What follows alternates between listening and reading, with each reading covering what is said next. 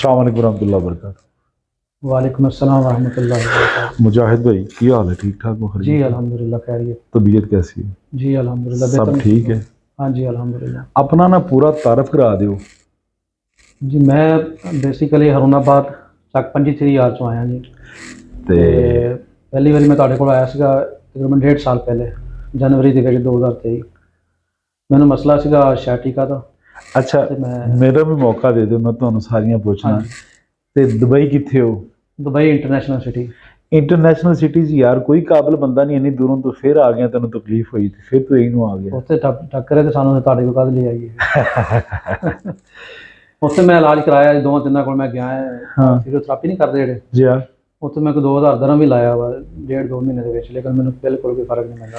ਇੱਕ ਸਾਲ ਪਹਿਲੇ ਜਾਂ 1.5 ਸਾਲ ਪਹਿਲੇ ਤੁਸੀਂ ਪਿਛਲੇ ਸਾਲ ਜਨਵਰੀ ਚ ਆਏ ਸਾ, ਜੇ ਵੀ ਹੈ ਨਾ? ਜੀ ਬਿਲਕੁਲ। ਤੇ ਅੱਲਾ ਨੇ ਤੁਹਾਨੂੰ ਸ਼ਿਫਾ ਅਤਾ ਕਰ ਦਿੱਤੀ, ਤੁਸੀਂ ਵਾਪਸ ਚਲੇ ਬਿਲकुल ਗਏ। ਅਲਹਮਦੁਲਿਲਾ। ਉਸ ਤੋਂ ਬਾਅਦ ਮੈਂ ਪਾਕਿਸਤਾਨ ਵੀ ਆਇਆ ਸੀ, ਦੁਬਾਰਾ ਸਹੀ ਹੋ ਕੇ ਗਿਆ। ਹਾਂ। ਤਕਰੀਬਨ 3 ਮਹੀਨੇ ਪਹਿਲਾਂ ਮੇਰਾ ਮਸਲਾ ਬਣਿਆ ਦੁਬਾਰਾ। ਹੁਣ 3 ਮਹੀਨੇ ਪਹਿਲੇ ਕੋਈ 2-3-4 ਡਾਕਟਰਾਂ ਕੋਲੋਂ ਉੱਥੋਂ ਫੇਰਾ ਮਾਰ ਕੇ ਫਿਰ ਆਖਿਆ ਵੀ ਹਾਂਜੀ ਯਾਰ ਗੱਲ ਇਸ ਤਰ੍ਹਾਂ ਕਿ ਮੈਂ ਤੇਰੇ ਨਾਲ ਅੱਜ ਹੀ ਜ਼ਰਾ, ਉਦੋਂ ਤੁਸੀਂ ਆਏ ਤੇ ਰਸ਼ ਸੀ ਹਾਂਜੀ ਤੇ ਤੁਸੀਂ ਬਚ ਕੇ ਤੇ ਚਲੇ ਗਏ, ਹਾਂਜੀ ਲੇਕਿਨ ਕਾਜ਼ ਆਫ ਲੌਜਿਕ ਜਿਹੜਾ ਨਾ ਅੱਜ ਮੈਂ ਤੁਹਾਨੂੰ ਬਿਆਨ ਕਰ ਛੱਡਿਆ ਹੈ ਕਿ ਤੁਹਾਨੂੰ ਸਮਝ ਆ ਗਈ ਇਹ ਪ੍ਰੋਬਲਮ ਕਿਉਂ ਆ ਰਹੀ। ਜੀ ਅੱਜ ਇਹ ਪਤਾ ਲੱਗ ਗਿਆ। ਹਾਂਜੀ ਦੱਸੋ। ਬੇਸਿਕਲੀ ਅਗਰ ਤੁਸੀਂ ਗੌਰ ਨਾਲ ਦੇਖੋਗੇ ਤਾਂ ਤੁਹਾਡੇ ਜਿਹੜੇ ਇਹ ਏਰੀਆ ਨੇ ਨਾ ਬਲੈਕ ਹੁੰਦੇ ਪਏ ਨੇ। ਹਾਂਜੀ ਅਗਰ ਗੌਰ ਨਾਲ ਦੇਖੋਗੇ ਨਾ ਤੁਹਾਡੀਆਂ ਅੱਖਾਂ ਤੇ ਅੱਖਾਂ ਦੀਆਂ ਜਿਹੜੀਆਂ ਇਹ ਸਾਈਡਾਂ ਨੇ ਸਾਰੀਆਂ, ਜੀ ਜੀ ਰਾਈਟ ਤੇ ਲੈਫਟ ਵਾਲਾ ਪਾਸਾ, ਇਹ ਤੁਹਾਨੂੰ ਲੱਗ ਰਿਹਾ ਨਾ ਥੋੜਾ ਥੋੜਾ ਬਲੈਕ ਹੁੰਦਾ ਪਿਆ। ਜੀ ਇਹ ਇਸ ਲਈ ਹੁੰਦਾ ਪਿਆ ਕਿ ਜਿਸਮ ਵਿੱਚ ਬਾਡੀ 'ਚ ਖੁਸ਼ਕੀ ਦੀ ਮਿਕਦਾਰ ਵੱਧ ਗਈ। ਅੱਛਾ। ਜਿਨ੍ਹਾਂ ਲੋਕਾਂ ਨੂੰ ਖੁੱਲ ਕੇ ਪਖਾਨਾ ਨਹੀਂ ਆਉਂਦਾ ਜਾਂ ਦਿਨ 'ਚ 2-3 ਵਾਰੀ ਪਖਾਨਾ ਆਉਂਦਾ, ਪੇਟ ਟਾਈਟ ਰਹਿੰਦਾ ਹੈ ਜਾਂ ਸਟ੍ਰੈਸ ਹੈ, ਕਨਪੱਟੀਆਂ ਤੇ ਵਜ਼ਨ ਆ ਜਾਂਦਾ ਹੈ, ਹਾਂਜੀ ਉਹਨਾਂ ਵਾਸਤੇ ਬੜਾ ਡੇਂਜਰਸ ਪੈਗਾਮ ਹੈ। ਜਾਂ ਹੱਕੇ ਜ਼ੌਜੀਅਤ ਤੋਂ ਪਹਿਲੇ ਜਾਂ ਵੈਸੇ ਅਗਰ ਸ਼ਹਿਵਤ ਆਵੇ ਤੇ ਅੱਗੇ ਲੇਸਦਾਰ ਪਾਣੀ ਆ ਜਾਵੇ, ਜਿਵੇਂ ਅੰਡੇ ਦੀ ਸਫੈਦੀ ਹੁੰਦੀ ਹੈ, ਜਿਹਨੂੰ ਸਾਡੇ ਡਾਕਟਰ ਜਿਹੜੇ ਹਕੀਮ ਹਜ਼ਰਾਤ ਉਹ ਕਹਿੰਦੇ ਮਦੀਏ ਜਾਂ ਵਧੀਏ ਜਾਂ ਮਜ਼ੀਏ ਕਹਿ ਦਿੰਦੇ ਨੇ, ਜਿਹੜਾ ਕਿ ਇਹ ਫਹਿਮ ਖਿਆਲੀ ਹੈ ਲੋਕਾਂ ਦੀ। ਬੇਸਿਕਲੀ ਕੀ ਹੈ, ਤੁਹਾਡਾ ਲੁਬਰੀਕੇਸ਼ਨ ਮਟੀਰੀਅਲ ਅਗਰ ਲੀਕ ਹੋਵੇਗਾ ਤੇ ਜ਼ਾਹਿਰ ਹੈ ਹਾਈਡ੍ਰਾਲਿਕ ਨੂੰ ਫਰਕ ਪਵੇਗਾ, ਤੁਹਾਡੇ ਜੁਆਇੰਟਸ ਦੇ ਅੰਦਰ ਤਕਲੀਫ ਆਏਗੀ। ਅੱਜ ਤੁਹਾਨੂੰ ਮੁਜਾਹਿਦ ਇਹ ਪਤਾ ਲੱਗ ਗਿਆ ਵੀ ਪ੍ਰੋਬਲਮ ਕੀ ਆ ਰਹੀ ਸੀ ਜੀ। ਅੱਜ ਤੁਹਾਡਾ ਹੁਣ ਸੈਸ਼ਨ ਹੋ ਗਿਆ। ਹਾਂਜੀ। ਕਿੰਨੇ ਪਰਸੈਂਟ ਬਿਹਤਰ ਹੋ?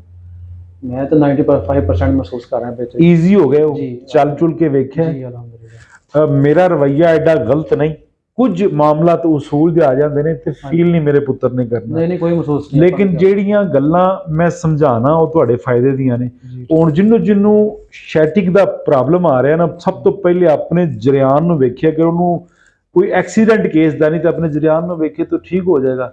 ਆਮ ਖਾਣੇ 'ਚ ਕੀ ਪਸੰਦ ਕਰਦੇ ਹੋ, ਕੀ ਖਾ ਰਹੇ ਹੋ, ਜਾਂ ਉੱਥੇ ਦੁਬਈ ਜ਼ਿਆਦਾ ਕਿਹੜੀ ਖੁਰਾਕ ਹੁੰਦੀ ਹੈ? ਖੁਰਾਕ ਇਹੀ ਬਸ ਜ਼ਿਆਦਾ ਚਾਵਲ ਚੱਲਦੇ ਨੇ। ਦੁਪਹਿਰ ਨੂੰ ਪੂਰੇ ਅਰਬ ਦਾ ਖਾਣਾ ਚਾਵਲ ਤੇ ਮੁਰਗੀ, ਇਸ ਤਰ੍ਹਾਂ ਹੀ ਰੁਜ਼ ਦਜਾਜ। ਹਾਂ ਫਾਸਟ ਫੂਡ ਨੇ। ਹਾਂਜੀ ਜ਼ਿਆਦਾ ਹੀ ਆ।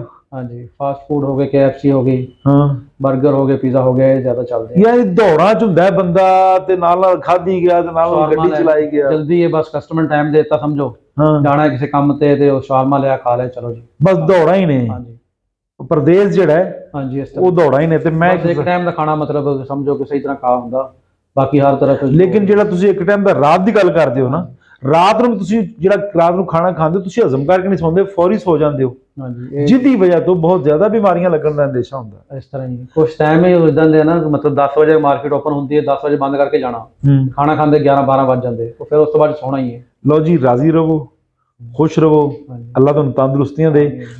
ਦੂਸਰੀ ਵਾਰੀ ਅੱਜ ਆਏ ਹੋ। ਮੇਰੇ ਜਿਹੜੇ ਫਾਲੋਅਰ ਨੇ, ਮੇਰੇ ਜਿਹੜੇ ਦੋਸਤ ਨੇ, ਜਾਂ ਆਮ ਜਿਹੜੇ ਸਾਡੇ ਲੋਕ ਨੇ, ਕੀ ਪੈਗਾਮ ਉਹਨਾਂ ਨੂੰ ਦਿੰਦੇ ਹੋ? ਪੈਗਾਮ ਇਹੀ ਹੈ, ਅਸੀਂ ਅਦਾਰੇ ਦੇ ਮੁਤਲਕ ਜੋ ਤੁਸੀਂ ਦੇਖਿਆ ਉਹ ਹੀ ਬਿਆਨ ਕਰਨਾ ਹੈ। ਉਹ ਦੇਖਿਆ ਤਾਂ ਠੀਕ ਹੈ, ਸਾਡੀ ਗੱਲ ਠੀਕ ਹੈ, ਬਿਲਕੁਲ ਬਜਾ ਹੈ। ਅਸੀਂ ਪਹਿਲੀ ਦਫਾ ਆਏ ਸੀਗੇ ਤੇ ਅਸੀਂ ਦੁਬਾਰਾ ਆਉਣ ਦੇ ਵਾਸਤੇ ਅਸੀਂ ਤੁਹਾਨੂੰ ਫਾਲੋ ਵੀ ਕੀਤਾ, ਤੁਹਾਡੇ ਇੰਟਰਵਿਊ ਸੁਣੇ। ਤੇ ਮੇਰੀ ਉਮਰ ਦੇ ਰਿਲੇਟਡ ਮੈਂ ਤੁਹਾਡਾ ਇੰਟਰਵਿਊ ਖੁਦ ਸੁਣਿਆ ਤਕਰੀਬਨ 1.5 ਮਹੀਨਾ ਪਹਿਲੇ। ਤੇ ਉਸ ਤੋਂ ਬਾਅਦ ਮੈਂ ਦੁਬਾਰਾ ਇਤਫਾਕ ਹੋਇਆ ਆਉਣ ਦਾ, ਤੇ ਅਲਹਮਦੁਲਿਲਾ ਮੁਤਮਿਨ। ਤੇ ਬਾਕੀ ਲੋਕਾਂ ਨੂੰ ਵੀ ਮਸ਼ਵਰਾ ਕਿ ਹਕੀਮ ਸਾਹਿਬ ਦੇ ਕੋਈ ਸ਼ਿਕਾਇਤ ਦਾ ਕੋਈ ਮੌਕਾ ਨਹੀਂ ਹੈਗਾ ਅਲਹਮਦੁਲਿਲਾ। ਨਹੀਂ ਕਿਸੇ ਨੂੰ ਕੋਈ ਸ਼ਿਕਾਇਤ ਦਾ ਮੌਕਾ ਵੀ, ਸਾਨੂੰ ਸ਼ਿਕਾਇਤ ਕੰਪਲੇਨ ਕਰੇ ਬਿਲਕੁਲ ਕਰਨੀ ਚਾਹੀਦੀ ਹੈ। ਮੈਨੂੰ ਤਾਂ ਹੈ ਕੰਪਲੇਨ, ਕਿਉਂਕਿ ਮੈਂ ਇਹਨਾਂ ਰਾਬਤਾ ਕੀਤਾ, ਕਿਦੋਂ ਆ ਰਹੇ ਦੁਬਈ, ਕਹਿੰਦੇ ਮੈਂ ਰਾਬਤਾ ਕਰਾਂ ਕੀਤਾ। ਦੇਖੋ ਜੀ ਮੈਂ ਖੁਦ ਆ ਗਏ। ਮੈਂ ਅਸਲ ਤੇ 3 ਦਿਨ ਵਾਸਤੇ ਗਿਆ ਸੀ ਤੇ ਇੱਕ ਮੇਰਾ ਖਾਸ ਕੰਮ ਸੀ, ਬਸ ਉਹ ਕੰਮ ਕਰਕੇ ਤੇ ਮੈਂ ਵਾਪਸ ਕਿਸੇ ਮਰੀਜ਼ ਨੂੰ ਦੇਖਣਾ ਸੀ। ਤੁਹਾਨੂੰ ਪਤਾ ਸ਼ੇਖਾਂ ਦੇ ਹੱਥੀ ਬੰਦਾ ਆ ਜਾਵੇ ਤੇ ਸ਼ੇਖ ਛੱਡਦੇ ਛੁੱਟਦੇ ਕੋ ਨਹੀਂ, ਤੇ ਮੈਂ ਸ਼ੇਖਾਂ ਦੇ ਹੱਥੀ ਆਇਆ ਤਾਂ ਬਸ ਮੈਨੂੰ ਘਰ ਲੈ ਗਏ ਤੇ ਮੈਨੂੰ ਘਰੋਂ ਛੱਡ ਕੇ ਏਅਰਪੋਰਟ ਤੇ ਚਲੇ ਗਏ। ਨੈਕਸਟ ਜਿੱਦਣ ਆਇਆ ਮੇਰਾ ਇਹ ਹੁਣ ਪਲਾਨ ਹੈ ਨੈਕਸਟ ਜਿੱਦਣ ਆਇਆ ਇਨਸ਼ਾਅੱਲਾ तमाम ਦੋਸਤਾਂ ਨੂੰ ਮਿਲਾਂਗੇ ਵੀ ਇਨਸ਼ਾਅੱਲਾ ਵਿਜ਼ਿਟ ਵੀ ਪੂਰੇ ਦੁਬਈ ਦਾ ਹੋਏਗਾ। ਬਹੁਤ ਸ਼ੁਕਰੀਆ, ਬਹੁਤ ਮਿਹਰਬਾਨੀ ਮੁਜਾहिद भाई, बहुत शुक्रिया। अस्सलाम वालेकुम रहमतुल्लाह।